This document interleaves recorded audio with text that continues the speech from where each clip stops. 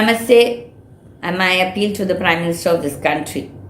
I am surprised you are supposed to be a great genius Prime Minister, one of the great leaders of the world, as told by your party members. You had a meeting a few days back or yesterday with your secretaries, and then you all said that the freebies is the reason for the situation in Sri Lanka. Didn't you know this earlier itself? I have been talking about it for the last few years from the time I started my YouTube. I said stop giving freebies for political vote bank politics, because these freebies are going to undermine your revenues, and you're going to borrow money from the World Bank or from the various banks, and then when the time comes to repay the dues or the interest, you're not able to do. So what happens? You're increasing the taxes on the public, on the people, and then who is getting affected? It is the middle class and the lower middle class and the poor people who are going to suffer.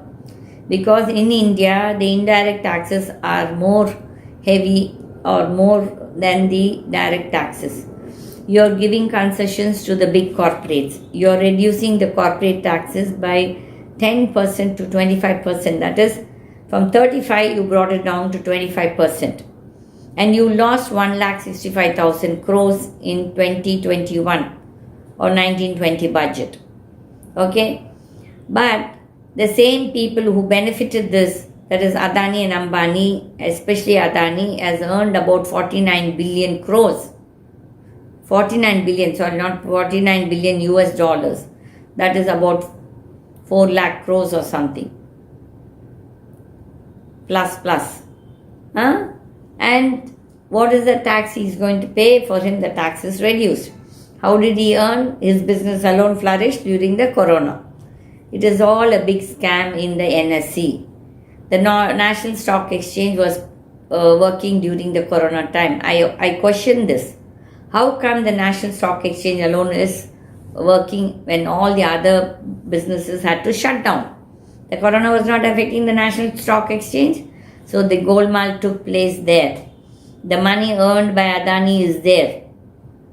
You don't think everybody is a fool. There are still people who have the guts to question you. Mr. Prime Minister, you touch your conscience and say that they all don't have black money. You touch your conscience and say that you don't use money in the elections, black money. You don't get donations from people by harassing people, by big companies. Stop talking as though you are a saint. In the name of Hinduism, don't cheat the public. Don't harass the other communities, religious communities, which is also wrong. The other religious communities, people also should not harass the majority community. Both, each one, when they do something wrong, it is wrong. Mr. Prime Minister, you got the most inefficient finance minister. I don't know what you find in her, that you are still keeping her. Her arrogance, the way she talks. She doesn't even know from elbow to toe what is the finance, what is the economy. Has she ever run an industry? Have you ever run an industry? I know what it is to run an industry, how difficult it is to get loans in this country. How difficult it is to get loans from the banks unless you do the wrong things. The bankers are all corrupt in this country. I wrote letters to you, many letters to you from 2014. I wrote even to the previous finance minister and the prime minister of this country, but there's no response from you politicians. You think you are the cat's whiskers, but not so. Stop cheating the people. Stop dilly-dallying. Stop diverting the problems to other issues. We have severe issues here. Our economy is in a mess. Stop telling lies in the name of Atmanirbhar. The poor Indian investor is suffering. The Indian investor is not getting the right support from the banks. You are forever inviting the foreign companies. Now I saw one news yesterday that you want to give 10 billion dollars of support for any startups who want to start the chips, that is the wafer industry. wafer foundry. I came to you in 2011 for this project when you were the Chief Minister of Gujarat, and you asked me to contact your secretary, but your secretary never picked up the phone. I met you in Taj Hotel when you came for the swearing-in ceremony of Jayalalitha. I thought you were a very enterprising person, but not so. You are like any other politician. Okay? And today you people know, I said this 11 years back, that there would be a shortage for the chips. And today it is happening.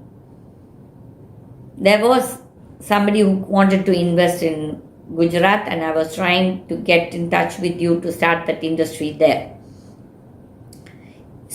Taiwan, which is a small country. Taiwan is one of the, I think they are the forerunners of manufacturing in chips. China and even US is only second to them.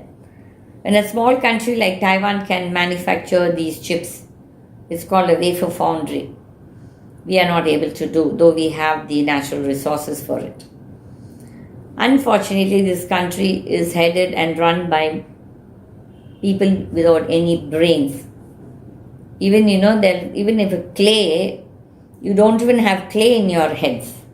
Clay is also useful for something, but then you're beyond that, most of you politicians and bureaucrats. The bureaucrats don't have any brains, many of them. They're full of arrogance. In 2009, I remember I met the then Industry Secretary of Tamil Nadu, one Mr. Mishra. I stand corrected about the name. We invited him for our Indian Institute of Foundry Men. I was the chairperson, and I gave him this suggestion. You, instead of giving free TVs and free all these freebies like fans and blah blah blah, I said give panels but not free. You charge them. You charge them over a period of 6 months or 1 year and take the interest for that, and let everybody start generating solar power and give it to the grid, so that you don't have to waste your money on buying coal you don't have to import coal and fuel also. That time a lot of people wanted furnace oil for those plants, power plants, but then that didn't come up so well. But the coal we were importing. Why should we waste our foreign reserves, our currency, okay? But that AIS officer didn't have the thought to take my suggestion. Later, in the next government of Jayalalitha, he became the EB secretary. But unfortunately, we have morons as our IAS officers who are full of arrogance and who are only corrupt crooks. So they don't want to do anything good. The real good officer is always punished and kept in some stupid post, punishment post. All this changes, this country will change. We are a great country with a lot of resources, but unfortunately we are governed by corrupt crooks. If that situation changes, this country is a great country. We don't know the value of our country. Unfortunately, as I always keep saying, unfortunately, we have the wrong people sitting in the gaddi. Mr. Prime Minister, if you really love our country, this is my country too. I am proud of my country in many things, but I am really ashamed with the kind of leaders, so-called political crooks, who are governing this country. If you people change, we can bring about a change. Stop giving these freebies. The freebies are the reason for most of these countries to suffer. And you also are doing that. Your party is no better. You are also trying to woo people for vote bank politics by offering freebies. Stop all this. Reduce the petrol prices. Reduce the taxes on the petrol fuel, diesel and petrol. That increases the basic inflation. I hope you watch my video. You might not like the way I am saying things, because I know you are a very proud person. But I am sorry, my God says, talk up, Gita, talk up. Somebody has to speak up. I am speaking for the poor people who are voiceless. I want to be the voice of the voiceless. If you think that you can raid me and you want to harass me, go ahead and do it. I am a little bit worried. the day I die, that day that the God will take care of me. I am not worried about any of you human beings, especially the corrupt ones. I don't even care for you all. I have the least respect for all corrupt people. Thank you, Mr. Prime Minister. This is Swatantra Party and GITA TV signing off.